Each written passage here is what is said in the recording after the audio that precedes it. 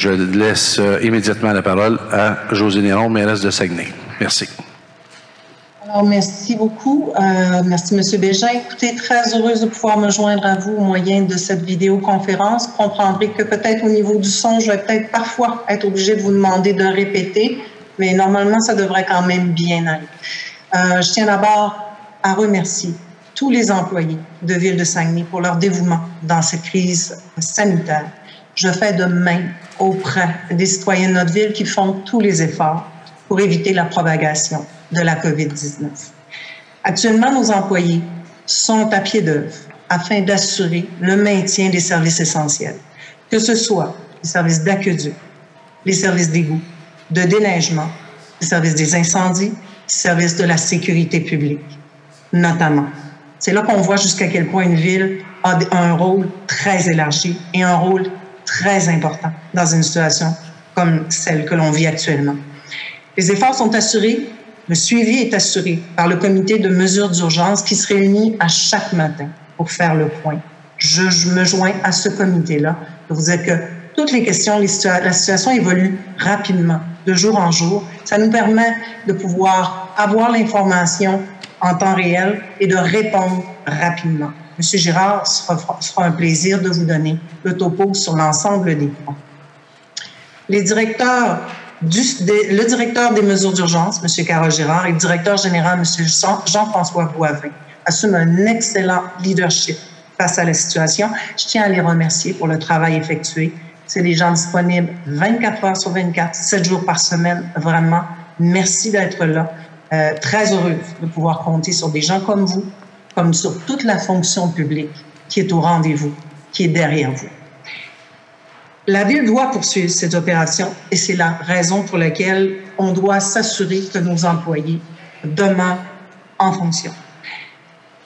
Pour ce faire, malheureusement, ça nous a demandé de fermer l'accès aux services et aux édifices, simplement pour protéger nos employés face à la COVID-19. Vous comprenez qu'on devient un quartier général, une organisation qui doit s'assurer que tous les services qui dépendent de notre organisation soient maintenus.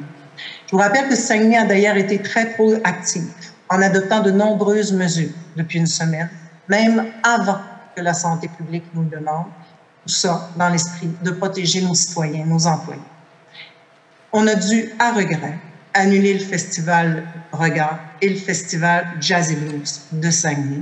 Naturellement, on va revenir là-dessus plus tard, mais pour le moment, avec toutes les mesures qui sont mises en place, c'était évident qu'on devait œuvrer dans ce sens-là. On a dû également fermer tous les établissements publics, les arénas, les bibliothèques, les piscines, les gymnases et restreindre également l'accès au public par rapport à nos services municipaux. On a annoncé dernièrement que les séances du conseil municipal et les séances des conseils d'arrondissement se tiendraient à huis clos, sans citoyens et sans journalistes, jusqu'à nouvel ordre. Mais les mesures sont prévues pour que les citoyens qui désirent poser des questions puissent le faire jusqu'à 1 heure avant la tenue du conseil, afin de s'assurer que les gens aient quand même la possibilité de nous suivre. Et naturellement, ces séances-là vont être diffusées. Tout cela, simplement pour diminuer le risque de propagation.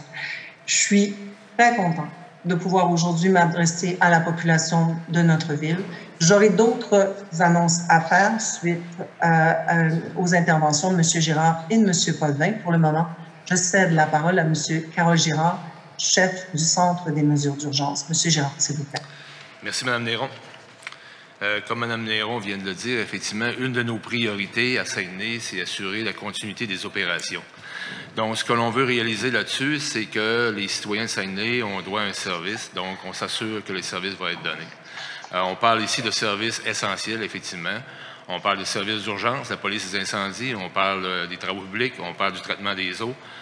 Donc, ce sont les principes de base là, sur lesquels notre plan de continuité des opérations a été conçu.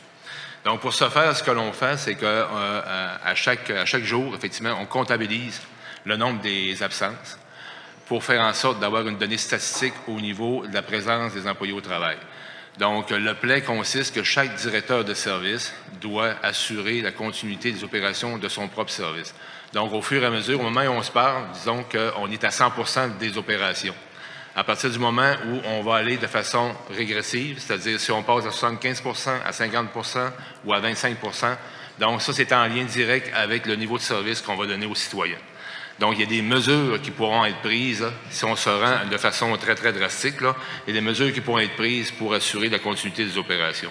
Donc, sachez que même s'il y a des employés qui deviennent effectivement atteints par le virus, on va pouvoir faire en sorte de maintenir nos opérations. Ça, c'est très important. C'est la raison d'être, de toute façon, de notre plan d'action. On vous informe également qu'il y a toujours les fermetures des infrastructures. Si on parle au niveau des services, au niveau des permis, le cours municipal, les parcs à chiens, la visite des citoyens, il y a toujours tout ce qu'on a déjà fermé à l'heure actuelle est toujours fermé et on le maintient. On a aussi, on avait à Saguenay un programme au niveau des compteurs d'eau.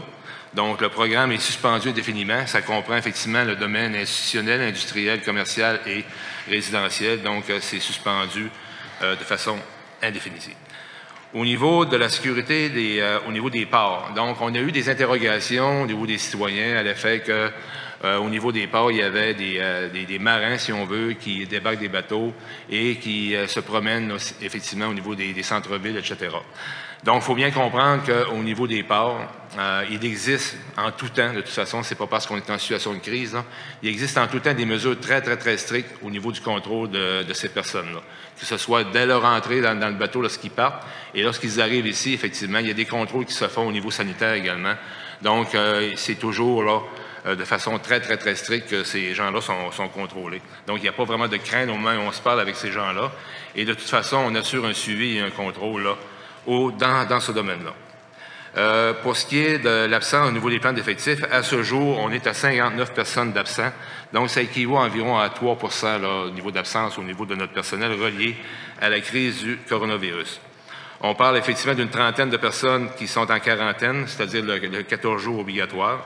On a 4 personnes qui sont en quarantaine volontaire. On a 10 personnes pour des raisons familiales. Et on a 2 personnes, effectivement, qui ont des maladies chroniques, qui ne peuvent pas là, se présenter et circuler, donc qui sont demeurées à la maison. Et on en a 13 qui sont en télétravail présentement. Donc, ça constitue là, le taux d'absence à ce jour, qui ne constitue pas un problème majeur. C'est un taux normal en pareille circonstance. Donc, on peut confirmer là, que nos opérations sont maintenues à 100 %.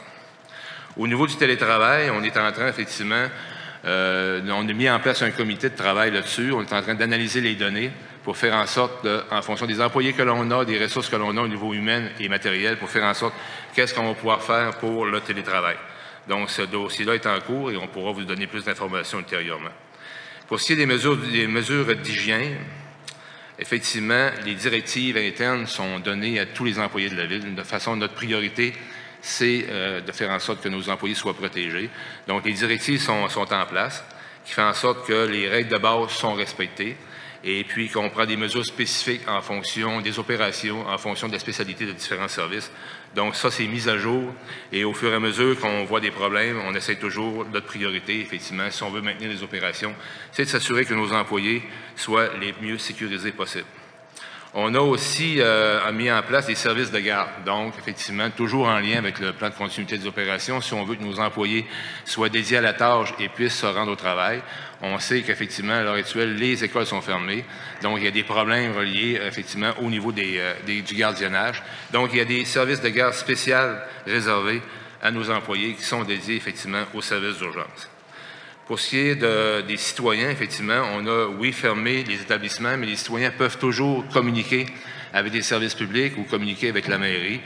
À partir de ce moment-là, lorsqu'ils communiquent avec la mairie pour prendre un rendez-vous, exemple, à ce moment, on a mis une procédure pour protéger le citoyen, à savoir que si la personne veut se présenter, il y a un questionnaire à remplir et il y a des consignes de sécurité données autant au niveau du citoyen qu'au niveau des employés. Donc, on veut protéger autant la santé des citoyens que la santé de nos employés municipaux.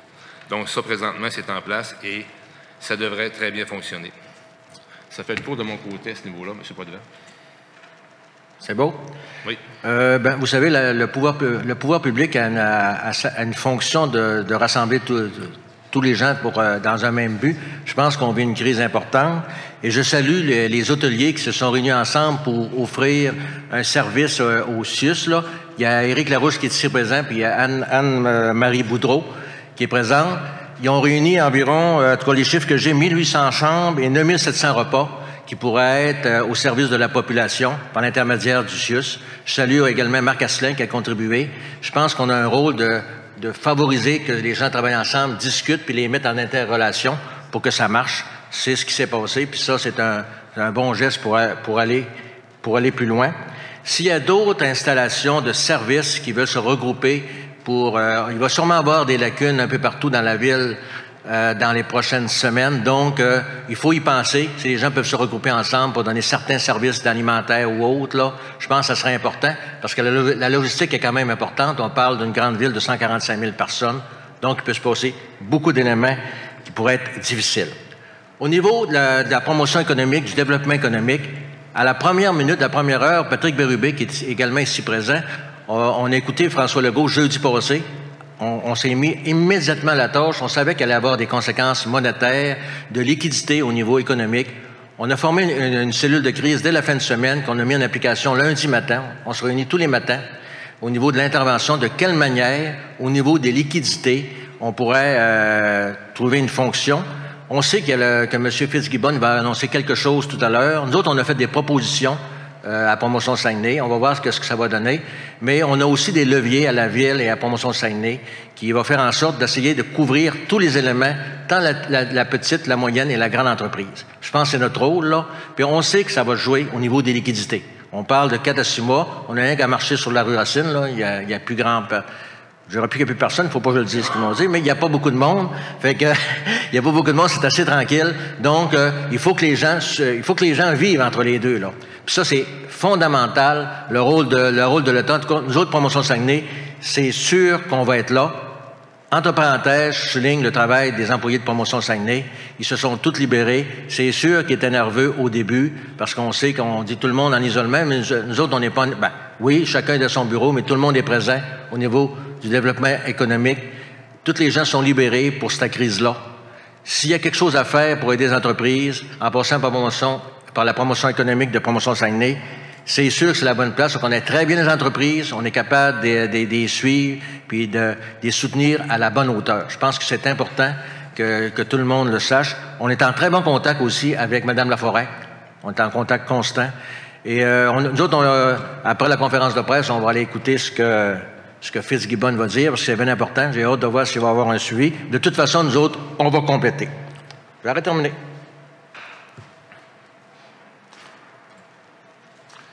Madame Néron, pour compléter.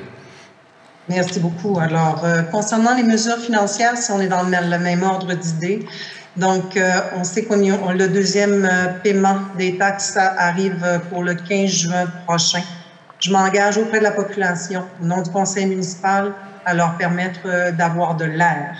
Le conseil municipal accordera un délai supplémentaire pour le prochain paiement du compte de taxes. Cette notion a été discutée avec les membres du conseil lors d'une réunion qui s'est tenue cette semaine. La commission des finances se réunit demain et ce qu'on leur demande, c'est d'établir la formule la plus adéquate pour permettre justement la mise en place de cette mesure. Je tiens à dire, on comprend très bien pour les citoyens qui sont sur le chômage, les entreprises également qui voient leurs revenus fondre comme neige au soleil, ce ne serait pas évident d'arriver le 15 juin et d'avoir les sous pour pouvoir rencontrer leurs obligations. Alors, on le comprend, on l'entend et on va œuvrer. En ce sens, on va être au rendez-vous. Pour ce qui est de l'aide à la communauté, parce que ça aussi, c'est une dimension qui est un besoin criant, je veux dire que tous les efforts sont mis en place pour que nos services puissent assurer le maintien des services essentiels. Au cours des derniers jours, il y a eu des rencontres avec les représentants syndicaux de la Ville de Saguenay et on a eu une collaboration totale avec les différents syndicats.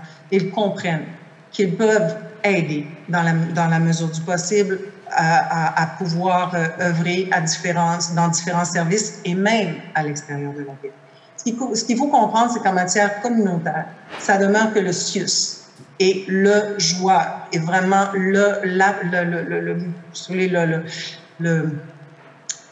meneur en matière d'action. C'est le CIUS qui a toute l'information concernant les besoins de la population qui est plus vulnérable. Et on l'a dit depuis le début de la semaine, Ville de Saguenay est en communication avec le CIUS. On y rencontre à travers les différents comités de suivi pour s'assurer, s'ils ont besoin de nous, qu'on puisse, dans la mesure du possible, toujours être au rendez-vous. Je vous donne un exemple. Le CIUS a eu besoin d'avoir du personnel supplémentaire pour assurer la surveillance des accès de l'édifice lui-même du CIUS. Et il y a des inspecteurs de la Ville qui ont été libérés pour pouvoir aller aider. C'est un exemple aujourd'hui. On a un inventaire quotidien de nos effectifs qui est maintenu. M. Girard en parlait, les compétences de chacun. Et selon les besoins, l'exemple que je viens de donner, on libère des gens pour pouvoir mieux aider l'organisation. Je veux rappeler à la population qu'il est important de respecter les mesures qui ont été mises en place par le premier ministre François Legault et par la santé publique. Chaque action peut avoir des conséquences. Ça peut être pas sur vous, mais ça peut être sur une personne âgée, sur une personne de votre entourage qui a des problèmes pulmonaires, sur des gens que vous ne connaissez pas nécessairement, mais qui ont des déficiences au niveau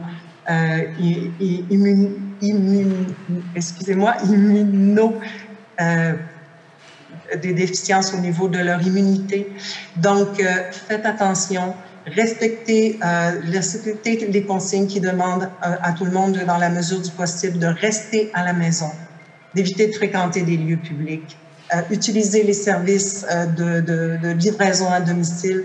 Je le disais hier dans une communication, essayez de consommer dans notre communauté parce que tous les sous qu'on peut garder ici sont importants et naturellement, toutes les mesures d'hygiène de base sont à retenir.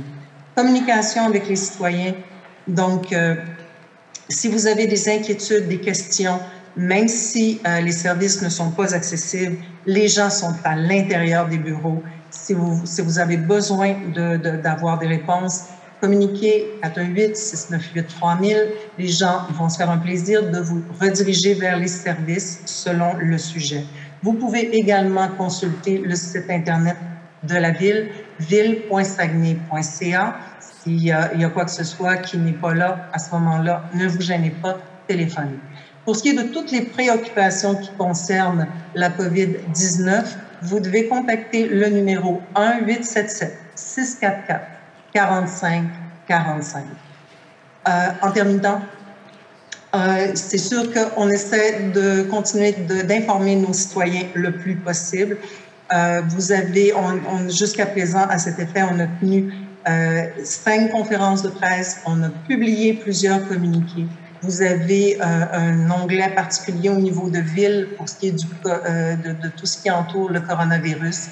Mais je peux vous dire, on a l'intention de tenir des conférences de presse selon les besoins et de façon régulière. Je tiens à encore remercier tous les gens qui œuvrent de près ou de loin à assurer les services et également toute la population qui, dans le moindre détail, aide à contenir la pandémie. Merci à tout le monde. Je sais que ce n'est pas un moment facile pour personne, mais c'est ensemble qu'on va s'en sortir. Merci.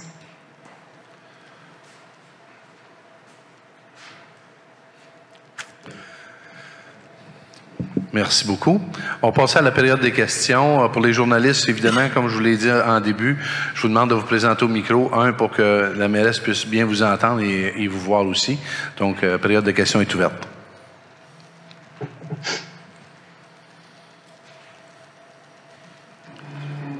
Vous identifiez aussi en même temps. Oui, bonjour, Catherine Gignac de Radio-Canada. J'aurais besoin de 2 petites précisions. Je comprends que la Commission des finances... oui, c'est pas bête. Je comprends que la Commission des finances doit se réunir demain, mais à ce stade-ci, est-ce que l'on a déjà une petite idée de la longueur du délai qui pourrait être accordé en ce qui a trait au paiement du compte de taxe foncière? La date que j'ai proposée serait le 31 août. On s'arrimerait sur la date des gouvernements. OK, ça marche. Et si Je tiens juste à vous dire, Mme Gignac, si jamais on voit que la crise perdure, il sera toujours temps de rajuster. D'accord. Puis une autre petite précision que je souhaiterais avoir de votre part. Vous faisiez allusion tout à l'heure au fait qu'il y avait des inspecteurs municipaux qui avaient été mis à la disposition du CIUS.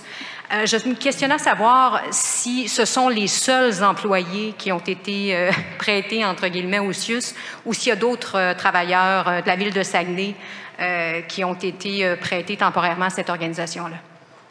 À ma connaissance, peut-être que M. Girard peut confirmer, mais à ma connaissance, pour le moment, au niveau du CIUS, ce sont ces employés-là. Mais vous comprenez qu'il y a tout un... Moi, je vous dirais, là, il y a des documents qui sont remplis pour connaître les compétences et les intérêts de chacun. Et selon les besoins, selon les demandes du CIUS, naturellement, on dit toujours si on peut, parce qu'on a aussi nos services à nous à assurer.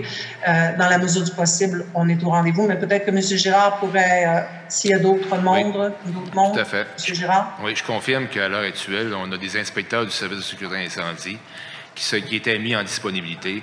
À partir de ce moment-là, on a eu une demande express ce matin. Donc, on a délégué ces personnes-là pour les envoyer sur place pour pouvoir contrôler les accès. Mais c'est les seules personnes jusqu'à date là, qui ont été mises à la disposition du CIUS. On parle de combien de travailleurs? On parle de 9 travailleurs. OK.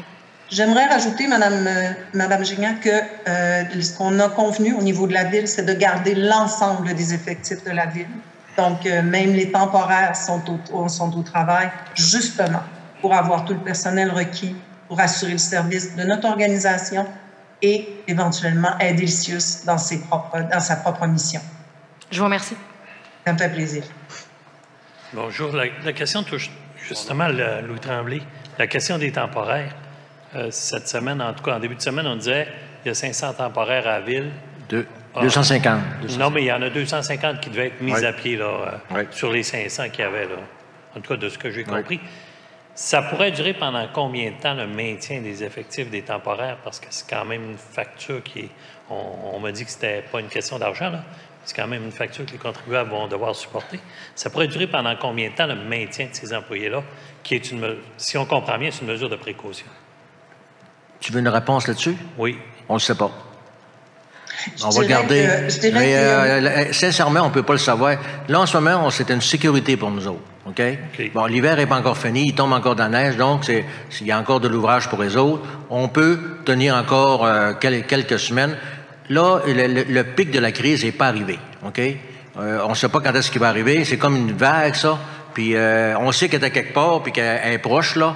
Donc, il faut au moins avoir le maximum d'effectifs quand la vague va arriver. Après ça, on verra. Ça, c'est des gens qui étaient affectés au déneigement. Oui, dans les travaux publics. J'ai une question pour M. Girard. Oui. Si on avait eu le chef de police, ça aurait bien fait.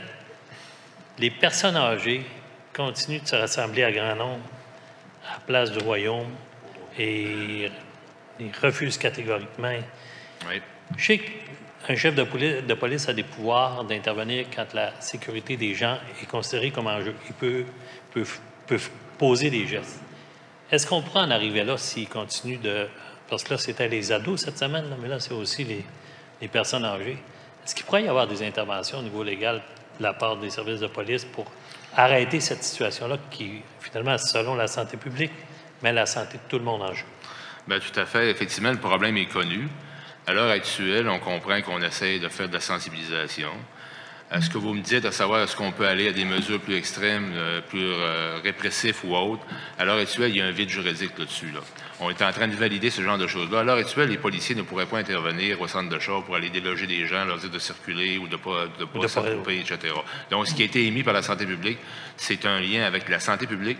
Pour ce qui est maintenant de la sécurité publique, bien là, c'est en cours. Il faut comprendre que tout ce dossier-là est évolutif. Là. Donc, rendu où on est aujourd'hui, à ce jour, on n'a pas ces données-là. Et la question a été posée, effectivement. Donc, vous travaillez là-dessus en ce moment? Tout à fait. OK. Merci. Je pense qu'il y a eu un message assez clair de M. Legault lors de sa conférence de presse à 1h de demander aux personnes âgées de faire attention.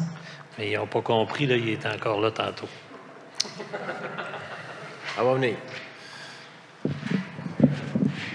Je vois qu'il n'y a plus de questions, donc merci beaucoup à tout le monde pour votre présence ici, puis pour la conférence de presse. Et évidemment, naturellement, on vous tient au courant là, le plus régulièrement possible des changements qui peuvent survenir.